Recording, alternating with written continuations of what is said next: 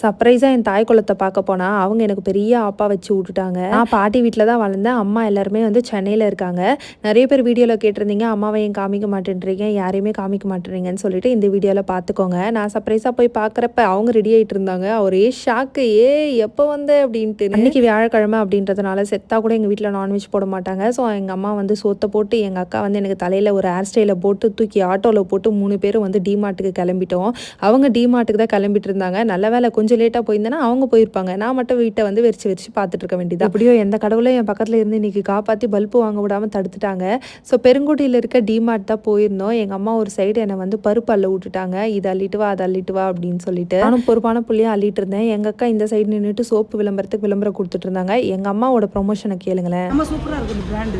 Floor போடுறது நல்லா இருக்கு. எப்படி இருக்கும்? சூப்பரா இருக்கு, வாசனையா இருக்கு, நல்லா இருக்கு. நீங்க விம்முகாரன் கூட இவ்வளோலாம் வந்து ப்ரொமோஷன் பண்ணிருக்க நல்லா இருந்தா எதுக்குமே சப்போர்ட் பண்ணுவேன். நைஸ். அவ்வளோதான் ஷாப்பிங் முடிச்சு கட்டை பேக் தூக்கி ஃபில் பண்ணிட்டு வீட்டுக்கு கிளம்பியாச்சு.